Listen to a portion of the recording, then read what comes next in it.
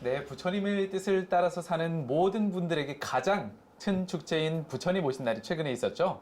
불자라면은 아마 1년 중에 가장 큰 축제였을 거고요. 불자가 아닌 분들도 한 번쯤 절에 가서 떡도 먹고 비빔밥도 먹고 엄청 즐거운 하루가 되었을 것 같은데요. 우리 불벤저스 여러분들께서는 어떻게 하루를 보내셨는지 궁금하네요. 일단 민영 씨는 어떻게 보내셨어요? 네, 저도 당연히 사찰에 가서 비빔밥을 먹었죠. 아, 네. 부처님 오신 날에 먹는 비빔밥이 그렇게 맛있더라고요. 확실히 더 맛있는 것 네, 같아요. 뭔가 네. 기분 탓일까요? 아마 기분 탓이에요. 네. 절대 맛있을 수가 없습니다. 이게 오랜 왜 버페 근데- 동안 시장이 반찬이잖아요. 버페를 기다리면서 아 배고프다. 아니 근데 왜 맛있죠? 비빔밥 하는지 아세요? 글쎄요. 제일 간편하니까요. 그래요. 사람이 많으니까 뭘 다른 네. 거를 차릴 수가 없는 구조인 거예요. 그래서 그냥 빨리빨리 예. 만들려고. 무슨 네. 뜻이 있을까봐, 철학이 담겨 있을까봐 기다렸었는데. 맞추셨습니다. 박예리나 씨는 뭐 아, 어떻게 보내셨어요? 저는 본가가 세종시여서 제가 영평사라는 절에 가족들이랑 다녀왔는데 굉장히 이렇게 진달래도 많고 되게 좋더라고요.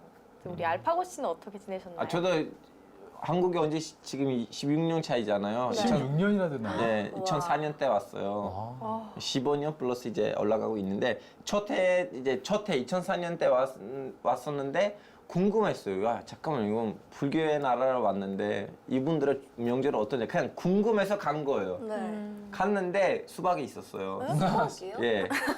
그 부처님 오신 날 때 아. 수박이 나눠주시더라고요. 터키에는 수박이 없나요? 비빔밥과 수박이에요. 아니 터키에서는 수박이 있지만 네. 근데 올해 첫 수박을 그때 먹었어요. 원래 여름 한 6월 돼야지 먹을 수가 있는데 그때는 한 4월 말이었어요.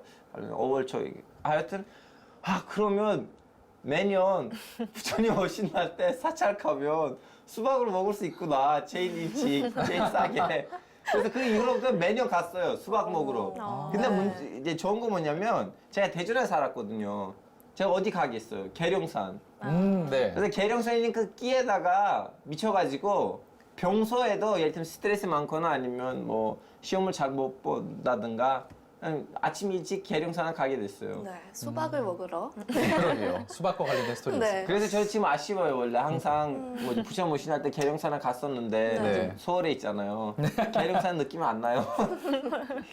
내려가셔도 좋을 것 같아요. 다음에 이제 다음번에는. 뭐 네. 그런데 스님, 이렇게 부처님 오신 날에 사찰을 3군데를 들러서 참배를 하면 좋은 일이 생긴다. 이런 얘기가 있던데 진짠가요? 보통 이제 그런 이야기들은 그렇게 만들어진 지는 오래되지는 않았을 거예요. 왜냐하면 예전에는 교통 상황이 별로 안 좋고 절이 산 속에 있으면 산에 있게 되면 그거를 3군데를 다닌다는 거는 굉장히 무리한 일입니다. 그런데 우리나라 사람들이 원래 3이라고 하는 숫자를 굉장히 좋아하고요. 그거는 단군 신화에서부터 계속 나오는 뭐 삼위태백이라든지 환인, 환웅, 단군이라든지 안 그러면 풍배구사, 운사 360까지 뭐 이런 식으로 다 그 3에 대한 이야기들이 많이 있거든요. 그렇다 보니까 셋이라고 하는 숫자를 완성이라고 보는 의미가 있어요. 그래서 좀 더 좋은 거를 북돋아서 이렇게 완성한다라고 하는 의미도 있고요. 또 3군데를 간다라고 하는 뜻에는 뭐가 있냐면 요 말고도 이전에 있었던 게 이제 정초에 삼사순례를 간다라고 하는 게 있어요. 윤달에는 삼사순례를 간다. 정확하게 말하면 정초에 삼사순례는 아니고요. 윤달에 삼사순례를 간다라고 하는 게 있거든요. 그런데 그게 어떤 의미냐면 좋은 기운을 그러니까는 좀 전통 있고 그 다음에 유서 깊은 그러한 뭐랄까 성스러운 사찰, 성지라고 하는 데를 3군데를 가서 내가 여러 기운들을 종합적으로 받아서 에너지를 좀 뭐랄까 좋게 만들어 간다. 라고 하는 게 있어요. 그래서 내 기운이 좋아지면 밖에서부터 들어오는 아주 안 좋은 것들이라든지 삿된 것들은 스스로 물러난다. 전에도 잠깐 그런 얘기 했지만 불을 켜면 어두움은 스스로 물러나듯이 그러니까 둘 중에 하나를 선택하면 되는 거예요. 꼭 어두움을 물리치고 나서 밝음을 넣는 게 아니고 그냥 밝게 만들므로 인해서 어둠이 스스로 물러나는 걸로 생각하시면 되거든요. 그런 걸 파사현정 뭐 이렇게 하는 건데 그런 의미가 있다고 보시면 돼요. 네. 그리고 이제 현실적으로는 이 얘기를 해야 되는지는 잘 모르겠지만 이게 최근 들어서 더 유행하고 뭐 등도 네. 3개를 켜라 뭐 이런 얘기를 하는 것들은 사실 어떻게 보면 종교가 약간 위축 상황에서 이제 사찰을 운영하는 입장에서는 그런 것들을 좀 강조해서 조금 더 어떻게 보면 수익의 안정화를 위하려는 현실적인 부분도 있어요. 네. 네. 네, 그러면은 초를 밝혀서 어둠을 몰아내는 이 파사의 기운을 담아서 오늘 첫 순서 함께 시작해 볼까요? 시동 걸 준비 됐어요, 다? 네. 네, 좋습니다. 네, 외치면서 시작해 볼까요? 지식 성장 프로젝트 자신감 뿜뿜!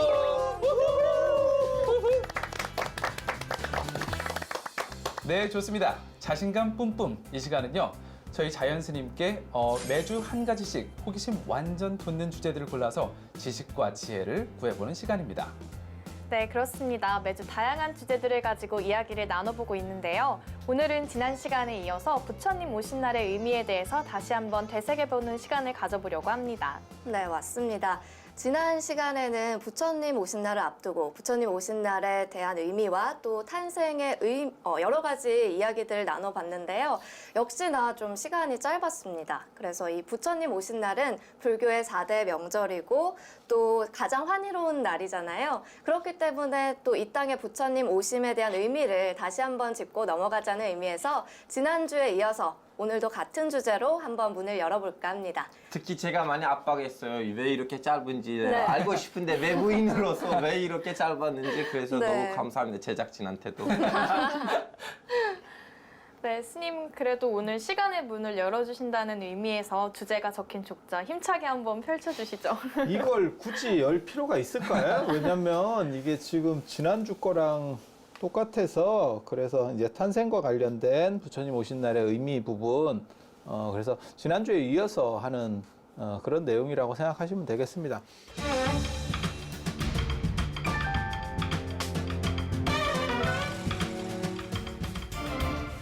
부처님 오신 날과 관련해서 우리가 지금 사찰에서 만날 수 있는 게 제일 대표적인 게 아까 비빔밥을 얘기했지만 실제로는 연등하고 그다음에 연등. 관욕이라고 하는 부분이 있죠. 네. 그래서 아기 부처님을 목욕시켜 맞아. 드린다. 라고 하는 부분, 그 다음에 이제 세상을 밝힌다라고 하는 그 등이라고 하는 것도 내나 어둠을 물리친다라고 하는 그 부분이에요. 그래서 같이 앞에 말했던 것과 연장되는 상황이라고 보시면 되고요.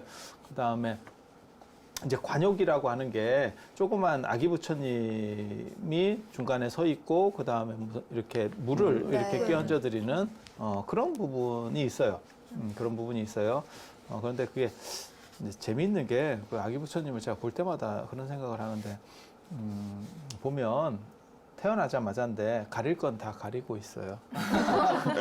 그게 오묘하게 네. 보티첼리의 비너스의 탄생과 같이 이렇게 보면 바로 탄생했는데 거기도 아주 오묘하게 다 이렇게 가리고 있거든요. 그래서 가린 상황에서 이제 물을 이렇게 뿌려주는데 그냥 그게 일반 물이 아니고 원래는 향수를 넣어서 뿌리게 돼 있는 거예요. 네. 그래서 그거를 잘 못 넣으니까 이제 향 같은 거를 이렇게 부러뜨려서 넣고 이제 사찰에서 조금만 유심히 보면 그렇게 돼 있어요. 근데 더 올라가면 원래는 향유를 쓰도록 돼 있어요. 기름이요? 향수가 아니고 향이 네, 나는 기름이요. 아. 그러니까 향수를 쓰는 문화가 있고 향유를 쓰는 문화가 있거든요. 향유를 쓰는 게 약간 더운 지역이에요. 그래서 제일 많이 발달하는 거는 이제 이집트 쪽에서부터 시작을 해서 이집트하고 저 아라비아 반도. 그래서 유향 뭐 이런 거 못 들어보셨어요? 유향 몰약 이 예수가 태어날 때 뭐 동방 박사가 가지고 왔다는 네. 그런 거 있잖아요. 네, 기억나요. 유향. 저 아라비아 반도 맨 밑에서 나오는 그 나무가 있어요. 그 나무에 상처를 내면 우리 고로쇠물 나오듯이 이렇게 수액이, 그러니까 송진 생각하시면 되겠다. 아. 그런 식으로 뭉치는 거예요. 그게 하얀색으로 뭉칩니다. 그래서 그런 걸 이제 태우면 이제 신명과 감응한다. 라고 하는 뭐 이런 이야기들이 있어요. 네. 그게 이 향문화는 이집트에서부터 원래 시작을 하는 거거든요. 그래서 신에게, 완벽한 신에게 무엇을 줄 수 있을까라고 생각을 하는 거고 아무것도 필요하지 않은 거예요. 그런데 더운 지역은 아무래도 이렇게 냄새가 나는 부분들이 많이 있거든요. 그래서 향을 올리고 그게 이제 전파되는 거예요. 그게 중동 쪽으로 전파되고 인도까지 전파되고 그다음에 동아시아까지 전파되는 그런 거거든요. 그래서 이 향이라고 하는 거를 쓰는데 사실 동아시아 쪽에는 향에 대한 부분이 그렇게 비중이 크지는 않았어요. 네.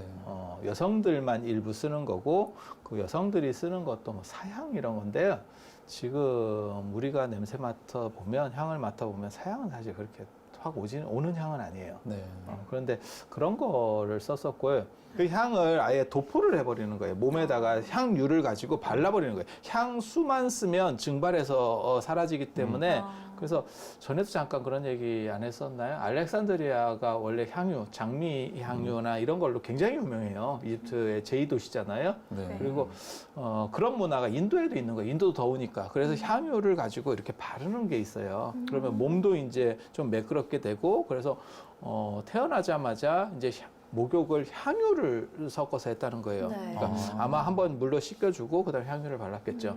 그래서 이런 얘기를 보면 되게 진짜 이러는데 어떤 기록이 나오냐면 저도 굉장히 재밌어요. 부처님께서 태어나시니까 그 룸비니 동산 옆에 강이 있어요. 네. 그 강에서 기름이 솟아올랐다는 거예요. 그래서 그 강 이름을 유하라 그래요. 기름강. 지금도 기름강이라 그래요. 근데 굉장히 재밌는 거는 지금 제가 이제 거기를 이제 여러 번 답사를 갔었거든요. 가보잖아요. 기름이 지금도 있어요. 지금도 강에. 올라오나요? 기름이 솟아요? 강이 있어요. 거기서. 그 바로 룸비니 동산 옆에. 근데 사람들이 한국에 이러한 한국에서 인도 가시는 분들이 많이 있거든요. 성지순례 가시는 분들이. 근데 바로 옆인데도 거기 가시는 분 거의 없어요.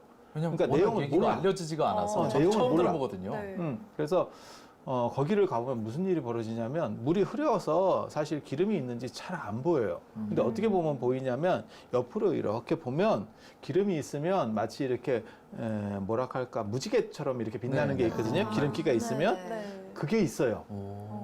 그래서 굉장히 신기해요. 이렇게 오염돼서 그런 건 아니죠, 스님? 근데 섞이지가 않잖아요. 그렇죠. 물이랑 위에 뜰 기름은. 테니까. 네. 맞아요. 그래서 어떤 천연 지형이라든지 이런 데서 기름이 올라오는 지형이 있는 것 같아요. 실제로. 실제로. 그리고 부처님 이야기에 보면 이제 기름으로 목욕한다는 대목이 나오는데 거기서 기름이 올라온 걸로 했다라고 이렇게 나오는 거예요. 그래서 이게 참, 이게 그러니까는 그냥 이야기만 나오면 그냥 이게 스토리만 있으면 이거는 어떻게 보면 상징적인 이야기일 거야. 그러니까 인도 사람들이 그 당시에 귀족들은 다 기름으로 목욕하고 네. 몸을 부드럽게 하는 요즘으로 말하면 뭐라 할까 아로마 마사지 같은. 네. 그래서 사실 율장에 보면 재밌는 게 있어요. 비구 스님들이나 이런 스님들은 마사지 받지 말라는 게 있어요. 왜? 왜냐하면 그게 사람을 이렇게 아로마 마사지 같은 게 사람을 쓰다듬잖아요. 네. 네. 그렇게 쓰다듬으면 사람이 쾌감을 느끼게 되기 때문에 마사지 하지 말라는 네. 그런 내용들이 있는 거예요. 근데 선생님 제가 궁금한 거는 그 아기 부처님을 지금 목욕시키는 문화가 있잖아요. 부처님 뭐 신할 행사에는 그건 그런 그 자체가 그 절차가 한국에 있는 부처님 뭐 신할 행사만 있는 거야? 아니면 일본이나 동남아에 아니에요. 있는 그 인도 거예요. 아니 아직도 있어요? 인도계 동남아시아를 거쳐서 한국 쪽으로 그다음에 중국을 거쳐서 한국 쪽으로 들어온 거예요. 그래서 그게 의정의 남해기기 내법전이라든지 이런 데 보면 의정이라고 하는 스님이 기행문을 쓴 게 남해기기 내법전이거든요. 그 양반은 바다로 왔다 갔다 했기 때문에 그래서 남해로 움직여서 현장 스님 같은 경우는 육로로만 양쪽 다 왔다 갔다 했고 그다음에 현장 스님보다 한 100년 정도 빠른 법현 스님은 육로로 갔다가 이제 바다로 돌아오고 그다음에 의정은 배로 갔다가 배로 오고 뭐 이렇게 하거든요. 그렇게 해서 현장의 대당서역기 그다음에 법현의 불국기 원 이름은 고승법현전이에요. 그리고 의정의 남해기기 내법전 뭐 이런 것들이 있는데 남해기기 내법전에 보면 실제로 관용 얘기가 나와요. 그게 이제 뭐 수마트라 섬이나 일근처일 거예요. 그런 데서 관용 얘기를 하는 것들이 다 기록이 되어 있거든요. 그래서 그거는 인도 풍습이 어디서 나온 거냐면 그냥 아기를 물에 씻어준다라고 하는 것도 있고 그 의미도 있고 또 한 가지가 뭐냐면 인도에서는 임금이 될 때 동서남북에 있는 4개의 바닷물을 떠다가 그거를 머리에 부어줘요. 그걸 관정이라고 하거든요. 네. 관정. 그러니까 더운 지역은 물로 씻어주는 문화가 있어요. 원래 기본 바탕에 네. 기본 바탕에 물로 씻어주는 문화가 있어요. 그게 뭐냐면 세례 침례거든요. 그런 것도 다 같은 연장선상에 있다라고 보시면 돼요. 근데 왕이 될 때는 동서남북에 있는 4 바다에 있는 물을 가지고 북쪽에 있는 바다권은 어떻게 갖고 왔는지는 저도 잘 모르겠어요. 이렇게 인도 지도상으로 봤을 때. 네. 근데 어느 나라 왕이든 마찬가지예요. 꼭 황제가 아니더라도 그게 뭐냐면 사해에 이제 쉽게 말해서 모든 영토의 가장 위대한 군주. 그 다음에 모든 영토를 지배하는 사람이라고 하는 의미예요. 네.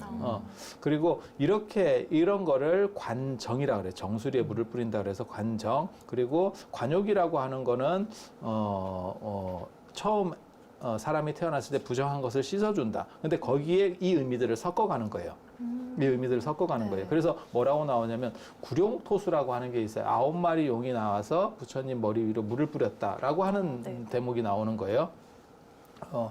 그거는 용이라고 하는 어떤 신성성을 통해서 이제 씻어준다. 그 9이라고 하는 거는 완전하다라고 하는 만수, 그러니까 가득함이라고 하는 거고 부처님이야말로 가장 존귀하고 나중에 크게 전체적으로 깨달음을 얻으실 거야라고 하는 그 상징성을 거기서는 내포하고 있는 거예요. 그래서 저는 여기- 관욕과 관정이 섞여 있는 거예요. 근데 선생님 제가 궁금한 거는 예를 들면 부처님이 태어났을 때부터 이름이 붓다가 아니었잖아요.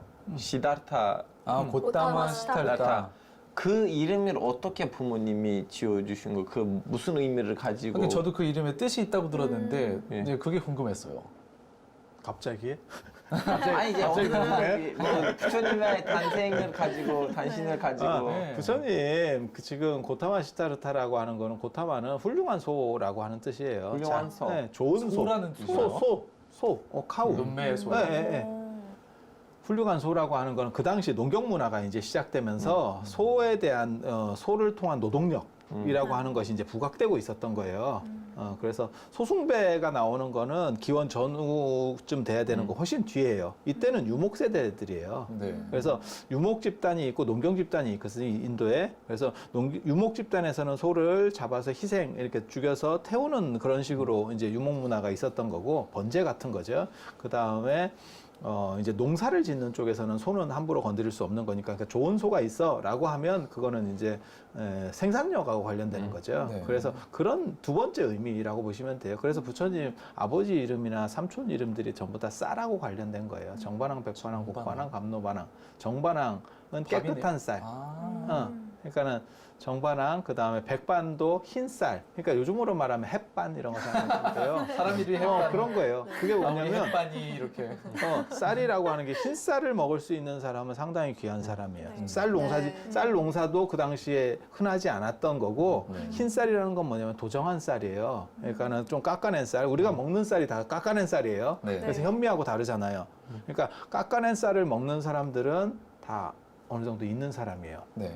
그러니까 보통 사람들이 현미 먹을 지금은 이제 뭐 영양이 어떠냐 저쩌네 하면서 현미를 먹고 현미나 백미나 뭐 마찬가지잖아요 값이. 그렇지만 예전에는 흰쌀 먹는다는 거는 먹을 수 있는 부분을 다 깎아내고 먹고 굉장히 부드럽고 이런 쌀이에요. 그래서 그건 이제 어느 정도 이상의 권력층이라고 하는 걸 의미하는 거예요. 그래서 농경 문화라는 거고 시타르타라고 하는 거는 이제 원래 이제 태어나서 사실 부처님이 왕국으로 지금 돌아오시려고 했는데 이미 막 돌아와야 되는 상황이 됐어요. 왜냐면 이름을 지어야 되니까요. 그래서 시타르타는 모든 것을 다 이룬다. 그 당시 석가족 나라가 상황이 별로 안 좋았었어요. 별로. 그래서 석가족 나라가 지금은 네팔 쪽에 있는 거고요. 그게 산악 지역입니다. 그래서 약간 폐쇄적이라고 보시면 돼요. 그 당시에 겐지스강 쪽에 있었던 나라들은 물류가 유통이 되면서 이제 상업들이 들어가고 그 다음에 뭐가 있냐면 도시국가들이 막 만들어지고 있었거든요. 근데 석가족 나라는 그 산 속에 있으니까 이게 자기네들끼리 이렇게 뭉쳐 있는 정도밖에는 안 되는 거예요. 그러니까 경제력이라든지 군사력이라든지 문화적인 게 밀려나는 거죠. 네. 그래서 이웃 나라들이 자꾸 이제 쳐들어오는 거예요. 그래서 야금야금씩 이제 먹히고 있었던 상황이에요. 그때 이제 부처님이 정반항에 맏아들이니까 그러니까 장자니까 왕위 계승서열 1위자니까 무슨 열망을 가지고 있었냐면 그다가 정반항의 아버지인 사자여방은 굉장히 강력한 왕이었었어요. 그래서 영토를 많이 넓혔던 그러니까 한 세대 만에 이렇게 쪼그라들고 있었던 거예요. 네. 그래서 할아버지의 영광을 이라고 하는 게 그 석가족들에게 있었던 것 같아요. 그러니까 사자여방의 영광을 이라고 하는 그리고 그 열망을 부처님한테 투영을 하는 거죠. 장남이니까. 우리 세대는 못하지만 네가 좀 해줬으면 좋겠어 라고 하는 민족적인 어떤 열망이 있었던 거예요. 그래서 그 시다르타는 모든 것을 다 이룬다라고 하는 뜻이에요. 그래서 부처님 관련된 이름들이 많거나 안 그러면 부처님의 이야기에서 부처님 고타마 시다르타라고 하는 원래 이름, 그 다음에 나중에 여러 집단들과 상응하는 상황 속에서의 발생하는 이름들. 그런데 흥미로운 것 중에 하나는 이 부처님을 가리키는, 그러니까는 깨닫기 전에 부처님을 가리키는 나중에 후대의 칭호가 보살이라고 하는 칭호예요. 네. 보살이 거기서 나오는 거예요. 보살이. 그래서 뒤에 사람들은 뭐라고 생각하는 거냐면 부처님은 아직 안 된 거죠. 35살에 깨달음을 얻었다고 하면 35살까지는 부처님이 아니고 그냥 일반인이에요. 일반인. 그렇죠. 보통 우리랑 같은 일반인. 물론 우리보다는 좀 낫지만 그래도 깨달은 좀 사람은 아닐 아니에요. 거예요, 스님. 좀 아니에요. 그런데 이 양반을 뭐라고 불러야 되지? 이름으로 부르자니 그렇다고 무슨 뭐 태자, 뭐 왕자 이렇게 부르기도 좀 애매하고 네. 이러니까 거기에 맞춘 칭호가 보살이에요. 보살은 네. 반드시 붓다가 될 사람이라고 아. 하는 의미예요. 그리고 이걸 나중에 대승불교에서 차용하는 거예요. 대승불교가 만들어질 때 차용하는 거예요. 그래서 우리의 이상인격은 뭐냐? 반드시 붓다가 될 사람. 우리는 반드시 붓다가 되려고 노력하는 사람들이니까 우리 집단의 이상인격을 보살로 하자. 그래서 대승에서는 전부 보살이라고 하는 게 나오는 거죠. 그래서 네. 이제 뭐 관세음 보살, 뭐 대세지 보살 하듯이 어떻게 보면 보살주의예요. 보살주의. 그리고 우리 모두가 다 보살인 거예요. 네. 그래서 절에서는 그냥 보살님 하는데 그게 요즘은 어떻게 하다 보니까 여성에 대한 칭호처럼 이렇게 붙여졌지만 실제로는 그건 원래는 남성에 대한 칭호였었고 남성에 대한 칭호였었고 그 다음에 그냥 성별이 없다라고 봐도 크게 무방하지 않은 거예요. 네. 근데 지금은 뭐 보살이라고 하는 게 너무 특징적으로 어디에 붙어 있어서 네. 일반 남자한테 쓰기는 좀 그렇죠. 네. 그리고 또 뭐 거사님이라고 보통 남자분한테 남자는 네. 거사라는 표현을 쓰는데 원래 인도에서 많이 썼던 건 장자가 더 많았었고 거사는 장자보다는 비율이 부처님 당시에는 조금 적었던 것 같고요. 아니, 스님 제가 이제 오늘은 우리는 부처님 오신 날 행사 위주로 얘기를 해야 되는데 제가 궁금한 거는 뭐냐면 다 5월에 하나요? 뭐든 예를 들면 말레이시아 아니면 뭐 태국 아니면 몽골 다 5월쯤에 하나요? 부처님 오신 날은? 기본적으로는 근데 달력이 예전에는 이 역법이 중국하고 인도하고 달라요. 동아시아하고 그러다 보니까 약간씩은 차이가 있지만 그 근처에서 크게 어그러지진 않아요. 네. 다 주로 5월쯤에 진행. 4월, 5월. 4월로. 4월, 5월 정도. 네, 스님, 저희 얘기하다 보니까 시간이 또 훌쩍 지나갔는데요. 부처님 오신 날을 맞이해서 스님께서 마지막으로 불자 여러분께 이런 점은 꼭 한번 기억해 주셨으면 좋겠습니다 하는 그런 점이 있을까요? 불교는 유신론적 종교하고는 다른 특징을 가지고 있어요. 그래서 부처님이 스스로 이렇게 딱 일일이 다 구원을 해주시는 게 아니고 내가 스스로 바뀌어서 부처님 같이 되는 방식이라고 보시면 돼요. 그래서 부처님은 어떤 표준점에 존재하시는 분, 그리고 그 표준점을 내가 따라가려고 하는 그 생각이 사실 가장 귀한 거고요. 그렇게 하면서 바뀌어가는 거고, 그리고 그렇게 안 되는 분들이 이제 믿음을 통해서 어떻게 가피를 얻을 수 있는, 그래서 가피가 목적이 아니고 내가 스스로를 맑히고 행복하는 것이 1차 목적이라고 보시면 돼요. 그래서 그게 전도되면 사실 유신론적 종교랑 차이가 없어요. 네. 그래서 불교는 명상적 흐름이라고 하는 것이 가장 본류라는 점을 이해하시고, 그다음에 부처님께서 말씀하시는 거는 똑같아요. 언제나 모든 부처님께서는 뭐라고 말씀하셨다고 되어 있냐면 칠불통계계라는 게 있어요. 제악막작 중선봉에 모든 나쁜 것들은 칠불통계라고 하는 건 뭐냐면 일곱 부처님, 과거의 모든 여기서는 이제 모든 부처님이라고 이해해도 돼요. 그래서 일곱 부처님께서 뭐라고 공통으로 말씀하셨냐면 제악막작 중선봉에, 그러니까는 모든 악은 짓지 말고 모든 선은 힘써서 행하라. 그래서 이것이 바로 불교다. 이렇게. 그래서 부처님을 믿고 안 믿고가 아니고 이 세상을 어떻게 밝게 만드느냐가 1차. 그 다음에 그것을 통해서 내가 행복하고 내 이웃이 행복하면 그것이 곧 부처님 세계다. 라고 하는 게 불교의 메시지라고 보시면 되겠습니다.